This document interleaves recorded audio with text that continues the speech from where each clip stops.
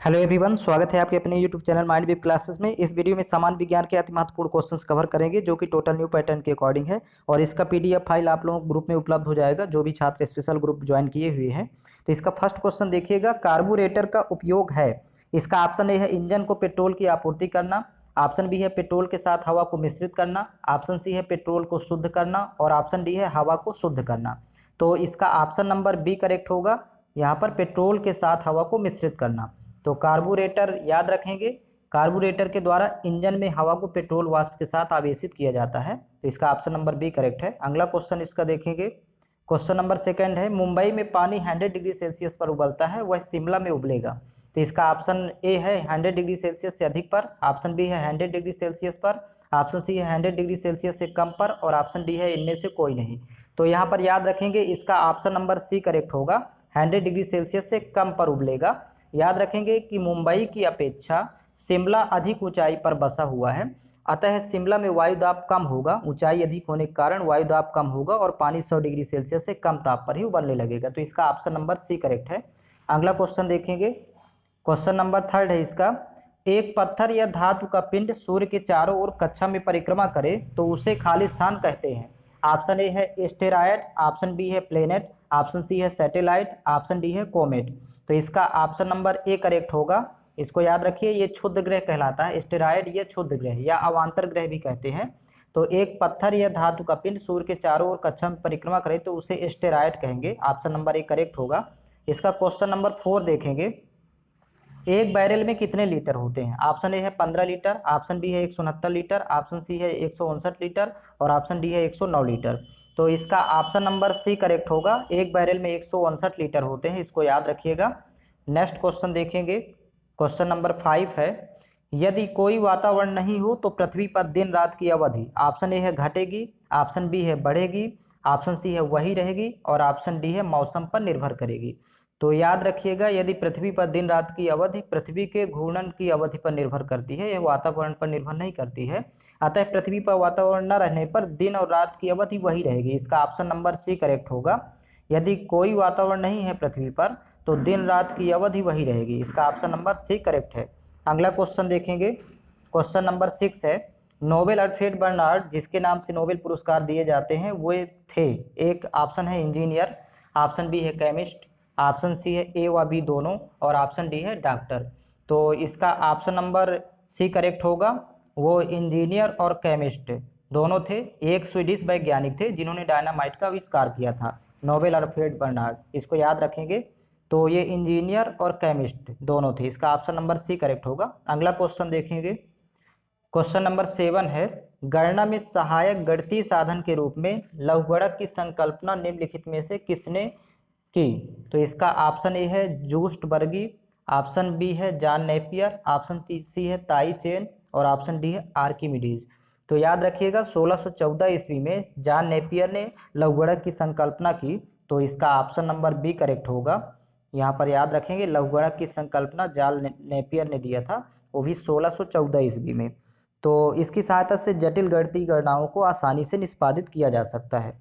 तो next question इसका है, क्वेश्चन नंबर 8 है, लंबी दूरी पर टेलीफोन करने के आविष्कारक कौन है। मतलब यहाँ पर टेलीफोन के आविष्कारक पूछा, तो ऑप्शन ए है क्रिस्टोफर डाक, ऑप्शन बी है नील्स बोर, ऑप्शन सी है माइकल इदबोर्स्की पोपिन, ऑप्शन डी है अलेक्जेंडर ग्राहम बेल। तो इसका ऑप्शन नंबर डी करेक्ट होगा, अलेक्जेंडर ग्राहम बेल। ये टेलीफोन के आविष्कारक थे और ये ब्रिटेन के वैज्ञानिक थे। इनका जन्म स्कॉटलैंड में हुआ था और टेलीफोन का आविष्कार इन्होंने 1876 ईस्वी में किया था। तो याद रखेंगे। नेक्स्ट क्वेश्चन है इसका, क्वेश्चन नंबर 9, PSLV शब्द संक्षेप का तात्पर्य है। तो इसका फुल फॉर्म होगा PSLV का। ऑप्शन ए है periodic satellite launch vehicle, option B है polar satellite launch vehicle, option C है permanent space launch vehicle, option D है प्रोग्राम्ड सैटेलाइट लॉन्च व्हीकल। तो इसका ऑप्शन नंबर बी करेक्ट होगा, polar satellite launch vehicle. ये PSLV का full form होता है। और PSLV याद रखेंगे 1200 किलोग्राम भार तक के दूर संवेदी उपग्रहों का 900 किलोग्राम ऊंचाई तक की ध्रुवीय सूर्य तुल्यकालिक कक्षा में स्थापित करने के उद्देश्य से PSLV का देश में विकास किया गया है और यह 4 चरण वाला ध्रुवीय उपग्रह प्रक्षेपण यान है। तो नेक्स्ट क्वेश्चन देखिएगा, क्वेश्चन नंबर 10 है, नैनो तकनीक एक तकनीक है जो संबंधित है। ऑप्शन ए है ध्वनि से, ऑप्शन बी है प्रकाश से, ऑप्शन सी है अंतरिक्ष अनुसंधान से और ऑप्शन डी है परमाणु भौतिकी से। तो नैनो तकनीक एक तकनीक है जो लघुगणक से संबंधित है और इसको याद रखिएगा, ये परमाणु भौतिकी से संबंधित होगा। ये ऑप्शन नंबर डी करेक्ट है, नैनो तकनीक परमाणु भौतिकी से संबंधित है। अगला क्वेश्चन देखिएगा, क्वेश्चन नंबर 11 है, मानव निर्मित प्रथम उपग्रह जो कक्षा में भेजा गया था। ऑप्शन ए है सोयूज फर्स्ट, ऑप्शन बी है स्पुतनिक फर्स्ट, ऑप्शन सी है सेल्यूट फर्स्ट और ऑप्शन डी है बोस्टाग फर्स्ट।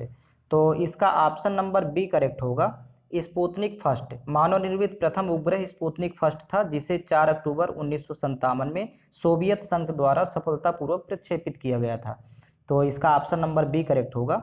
अगला क्वेश्चन देखिएगा, क्वेश्चन नंबर 12 है, अल्बर्ट आइंस्टीन ने कार्पस्कुलर थ्योरी का प्रयोग क्या बताने के लिए किया है। ऑप्शन ए है ई बराबर M C square, option B है फोटो इलेक्ट्रिक प्रभाव, ऑप्शन सी है चार्ज का क्वांटाइजेशन और ऑप्शन डी है रिलेटिविटी का सिद्धांत। तो यहाँ पर याद रखेंगे ऑप्शन नंबर इसका डी करेक्ट होगा, रिलेटिविटी का सिद्धांत। इसको रिलेटिविटी का सिद्धांत या फिर इसी को सापेक्षता का सिद्धांत भी बोलेंगे, थ्योरी ऑफ रिलेटिविटी या फिर सापेक्षता का सिद्धांत अल्बर्ट आइंस्टीन ने ही दिया था। तो इसका ऑप्शन नंबर डी करेक्ट होगा। अगला क्वेश्चन देखेंगे, क्वेश्चन नंबर 13 है, सिम का पूर्ण रूप है। सिम का फुल फॉर्म यहाँ पर देखिए, ऑप्शन ए है single information mode, option B है simple identity mode, option C है subscriber identity module, option D है सेलिंग इंफॉर्मेशन मॉड्यूल। तो इसमें सिम का फुल फॉर्म होगा, ऑप्शन नंबर सी करेक्ट है, सब्सक्राइबर आइडेंटिटी मॉड्यूल। अगला क्वेश्चन इसका देखेंगे, क्वेश्चन नंबर 14 है, माइक्रोफोन का आविष्कारक किसे माना जाता है। ऑप्शन ए है doctor Kevin Carmon, option B है doctor Joel Engel, option C है ग्राहम बेल, ऑप्शन डी है स्टीफन हॉकिंग। तो यहाँ पर याद रखिएगा, ये माइक्रोफोन का आविष्कारक ग्राहम बेल था और ये अमेरिकी वैज्ञानिक थे। इसका ऑप्शन नंबर सी करेक्ट होगा, माइक्रोफोन के आविष्कारक है ग्राहम बेल। अगला क्वेश्चन देखिएगा, क्वेश्चन नंबर 14 है, किसी वस्तु की त्रिविमीय छवियां रिकॉर्ड तथा पुनरुत्पादित करने की तकनीक को कहा जाता है। ऑप्शन ए है ऑडियोग्राफी, ऑप्शन बी है लेक्सिकोग्राफी, ऑप्शन सी है होलोग्राफी और ऑप्शन डी है फोटोग्राफी। तो यहाँ पर याद रखेंगे, इसका ऑप्शन नंबर सी करेक्ट होगा, होलोग्राफी। किसी भी वस्तु की त्रिविमीय छवियां रिकॉर्ड तथा पुनरुत्पादित करने की तकनीक को होलोग्राफी कहते हैं, ऑप्शन नंबर सी करेक्ट होगा। अगला क्वेश्चन देखिएगा, क्वेश्चन नंबर 16 है, प्रकाशिक तंतु ऑप्टिकल फाइबर का उपयोग मुख्य रूप से किस लिए किया जाता है। तो यहाँ पर देखिएगा, इसका ऑप्शन नंबर ए है संचार के लिए, ऑप्शन बी है संगीत वाद्य यंत्र के लिए, ऑप्शन सी है बुनाई के लिए और ऑप्शन डी है खाद्य उद्योग के लिए। तो ऑप्टिकल फाइबर का उपयोग मुख्य रूप से संचार के लिए किया जाता है। तो इसका ऑप्शन नंबर ए करेक्ट होगा। इसे याद रखेंगे, प्रकाशिक तंतु या फिर ऑप्टिकल फाइबर का उपयोग मुख्य रूप से संचार के लिए किया जाता है, ऑप्शन नंबर ए करेक्ट है। अगला क्वेश्चन देखेंगे, क्वेश्चन नंबर 17, उस विकिरण ऊर्जा का नाम बताइए जिसकी न्यूनतम ऊर्जा है। ऑप्शन ए है गामा किरण, ऑप्शन बी है यूवी किरण, ऑप्शन सी है दृश्य प्रकाश, ऑप्शन डी है सूक्ष्म तरंग विकिरण। तो 17 का देखिएगा, ऑप्शन नंबर डी करेक्ट होगा। यहाँ पर सूक्ष्म तरंग विकिरण इसकी न्यूनतम ऊर्जा होती है और सबसे अधिक ऊर्जा गामा किरण की होती है, इसको भी याद रखिएगा, सर्वाधिक ऊर्जा होती है। तो नेक्स्ट क्वेश्चन देखेंगे, क्वेश्चन नंबर 18 है, क्रोनोलॉजी किसका अध्ययन है। ऑप्शन ए है समय की अवधि का, ऑप्शन बी है दूरी का, ऑप्शन सी है जीवाश्म का, ऑप्शन डी है संवेग का। तो यहाँ पर याद रखेंगे, क्रोनोलॉजी विज्ञान की वह शाखा है जिसमें समय की अवधि का अध्ययन किया जाता है। तो इसका ऑप्शन नंबर ए करेक्ट होगा, क्रोनोलॉजी में समय की अवधि का अध्ययन किया जाता है। तो नेक्स्ट क्वेश्चन इसका देखिएगा, क्वेश्चन नंबर 19 है, ब्लैक होल सिद्धांत की खोज किसके द्वारा की गई। तो ऑप्शन ए है एस चंद्रशेखर, ऑप्शन बी है हरगोविंद खुराना, ऑप्शन सी है सीवी रमन, ऑप्शन डी है एस रामानुजन। तो यहाँ पर याद रखिए, ब्लैक होल सिद्धांत की खोज एस चंद्रशेखर ने की थी। तो इसका ऑप्शन नंबर ए करेक्ट होगा, यहाँ पर ध्यान रखेंगे। नेक्स्ट क्वेश्चन देखिएगा, क्वेश्चन नंबर 20 है, हिम नदी से बर्फ पिघलना प्रारंभ होता है। ऑप्शन ए है उच्च सतह से, ऑप्शन बी है निचली सतह से, ऑप्शन सी है पूरी सतह से एक साथ और ऑप्शन डी है मध्य सतह से। तो इसका ऑप्शन नंबर बी करेक्ट होगा, निचली सतह से। हिम नदी में बर्फ का पिघलना प्रारंभ होता है निचली सतह से, ऑप्शन नंबर बी करेक्ट है। अगला क्वेश्चन देखेंगे, क्वेश्चन नंबर 21 है इसका, यहाँ पर देखिएगा किस कारण सूर्य के चारों ओर ग्रह चक्कर लगाते हैं या ग्रह सूर्य के चारों ओर घूमते हैं। ऑप्शन ए है चुंबकीय बल, ऑप्शन बी है स्थिर विद्युत बल, ऑप्शन सी है गुरुत्वाकर्षण और ऑप्शन डी है विद्युत चुंबकीय बल। तो इसका ऑप्शन नंबर सी करेक्ट होगा। गुरुत्वाकर्षण बल के कारण ग्रह सूर्य के चारों ओर घूमते हैं। और इसका नेक्स्ट क्वेश्चन देखिएगा, क्वेश्चन नंबर 22 है, बैरोमीटर का पारा एकाएक नीचे गिरने पर क्या होता है। ऑप्शन ए है आंधी तूफान, ऑप्शन बी है वर्षा, ऑप्शन सी है साफ मौसम और ऑप्शन डी है इनमें से कोई नहीं। तो बैरोमीटर में पारा एकाएक नीचे गिरने का अर्थ है कि वायुमंडलीय दबाव एकाएक कम हो जाता है, जिसके कारण आंधी तूफान आते हैं। तो इसका ऑप्शन नंबर ए करेक्ट होगा। यदि एकाएक नीचे गिर जाता है तो आंधी तूफान का संकेत है, यदि एकाएक ऊपर चढ़ता है तो साफ मौसम और यदि धीरे धीरे ऊपर जाता है तो वर्षा की संभावना। ये तीनों याद रखना है। तो इसका ऑप्शन नंबर फर्स्ट सही है। अगला क्वेश्चन देखिएगा, क्वेश्चन नंबर 23 है, वायुमंडल में ऊपर बढ़ने पर हवा का दबाव होता है। ऑप्शन ए है कम, ऑप्शन बी है अधिक, ऑप्शन सी है अपरिवर्तित रहता है, ऑप्शन डी है इनमें से कोई नहीं। तो वायुमंडल में ऊपर बढ़ने पर हवा विरल होती जाती है और वायुमंडलीय दबाव कम होता जाता है। इसको याद रखिएगा। इसका ऑप्शन नंबर ए करेक्ट होगा। वायुमंडल में ऊपर बढ़ने पर हवा का दबाव कम होता जाता है। तो ऑप्शन नंबर ए करेक्ट है। अगला क्वेश्चन देखेंगे, क्वेश्चन नंबर 24, वायुमंडलीय हवा का सर्वाधिक घटक कौन सा है। ऑप्शन ए है ऑक्सीजन, ऑप्शन बी है नाइट्रोजन, ऑप्शन सी है कार्बन डाइऑक्साइड, ऑप्शन डी है जल वाष्प। तो यहाँ पर याद रखिए इसका ऑप्शन नंबर बी करेक्ट है, नाइट्रोजन। वायुमंडल में सर्वाधिक घटक नाइट्रोजन का होता है, जो कि 78% पाई जाती है और ऑक्सीजन लगभग 21%, आर्गन 0.93%, बाकी शेष गैसें पाई जाती हैं। तो इसका ऑप्शन नंबर बी करेक्ट है। क्वेश्चन नंबर 25 है, यहाँ पर देखिएगा खाली स्थान का प्रयोग करके दूध में पानी की मिलावट की जांच की जा सकती है। ऑप्शन ए है हाइड्रोमीटर, ऑप्शन बी है थर्मामीटर, ऑप्शन सी है लैक्टोमीटर, ऑप्शन डी है कैलोरीमीटर। तो यहाँ पर याद रखिएगा इसका ऑप्शन नंबर सी करेक्ट होगा, लैक्टोमीटर। ये दूध की शुद्धता जांच करने के लिए लैक्टोमीटर का प्रयोग किया जाता है। ऑप्शन नंबर सी करेक्ट होगा। अगला क्वेश्चन देखिएगा, जैसे जैसे हम वायुमंडल में ऊंचाई की तरफ बढ़ते हैं तो वायु खाली स्थान होती जाती है। तो इसका ऑप्शन ए है पतली, ऑप्शन बी है घनी, ऑप्शन सी है गर्म और ऑप्शन डी है स्पष्ट। तो जैसे जैसे हम वायुमंडल में ऊंचाई की तरफ बढ़ते हैं तो वायु विरल होती है अर्थात पतली। यहाँ पर याद रखिएगा वायुमंडल में ऊंचाई की तरफ बढ़ने से वायु विरल होती है, मतलब यहाँ पर पतली। इसका ऑप्शन नंबर ए करेक्ट होगा। अगला क्वेश्चन देखेंगे, समुद्र की गहराई सामान्यतया किससे मापी जाती है। ऑप्शन ए है फीट, ऑप्शन बी है फैदोमीटर, ऑप्शन सी है नाटिकल, ऑप्शन डी है मील। तो समुद्र की गहराई सामान्यतया फैदोमीटर से नापी जाती है। इसका ऑप्शन नंबर बी करेक्ट होगा। समुद्र की गहराई नापने का यंत्र है यहाँ पर फैदोमीटर। और नाटिका मील समुद्री दूरी नापने की इकाई है, इसको भी याद रखिएगा। अगला क्वेश्चन देखेंगे, क्वेश्चन नंबर 28 है, इनमें से कौन ठोस नहीं है। इसका ऑप्शन ए है computer, sorry option A sodium, option B है पोटेशियम, ऑप्शन सी है स्ट्रांसियम और ऑप्शन डी है पारा। तो इनमें ठोस नहीं है, इसका ऑप्शन नंबर डी करेक्ट होगा। ये पारा द्रव अवस्था में पाई जाने वाली धातु है।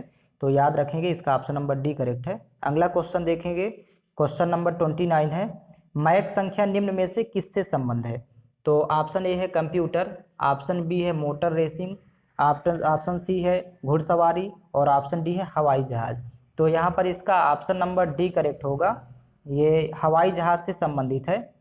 मैक संख्या या यदि किसी वायुयान की चाल ध्वनि के वेग से अधिक है तो उसे सुपरसोनिक यान कहेंगे और इसकी मैक संख्या 1 से अधिक होती है। तो याद रखेंगे इसका ऑप्शन नंबर डी करेक्ट है, हवाई जहाज से संबंधित है मैक संख्या। अगला क्वेश्चन देखेंगे, क्वेश्चन नंबर 30 है, निम्नलिखित में से कौन सा नवीनतम टैंक है। ऑप्शन ए है आकाश, ऑप्शन बी है पृथ्वी, ऑप्शन सी है अर्जुन और ऑप्शन डी है भीम। तो याद रखिएगा अर्जुन टैंक, यहाँ पर ऑप्शन नंबर सी करेक्ट होगा। ये अर्जुन टैंक पृथ्वी से हवा में मार करने वाला नवीनतम टैंक है, इसको याद रखिएगा। ऑप्शन नंबर सी करेक्ट है। अगला क्वेश्चन है इसका, क्वेश्चन नंबर 31, नीचे दिए गए ईंधन में से किसमें सर्वाधिक ऊष्मीयमान है। ऑप्शन ए है कोक, ऑप्शन बी है पत्थर का कोयला, ऑप्शन सी है लकड़ी और ऑप्शन डी है प्राकृतिक गैस। तो याद रखिएगा इसका ऑप्शन नंबर डी करेक्ट होगा, प्राकृतिक गैस। इसका ऊष्मीयमान उच्च होता है। और नेक्स्ट क्वेश्चन इसका देखेंगे, क्वेश्चन नंबर 32 है, निम्नलिखित में से कौन सी विद्युत चुंबकीय तरंग नहीं है। तो इसका ऑप्शन ए है यक्ष किरण, ऑप्शन बी है प्रकाश, ऑप्शन सी है पराश्रव्य तरंगे और ऑप्शन डी है ऊष्मीय विकिरण। तो यहाँ पर याद रखिएगा इसका ऑप्शन नंबर सी करेक्ट होगा, परस्रव्य तरंग ये विद्युत चुंबकीय विकिरण नहीं है, इसको याद रखिएगा। और यहाँ पर बल्कि यांत्रिक तरंग है ये परस्रव्य तरंग, ये यांत्रिक तरंगे हैं, इसको याद रखिएगा। इसका ऑप्शन नंबर सी करेक्ट होगा, ये विद्युत चुंबकीय तरंग नहीं है।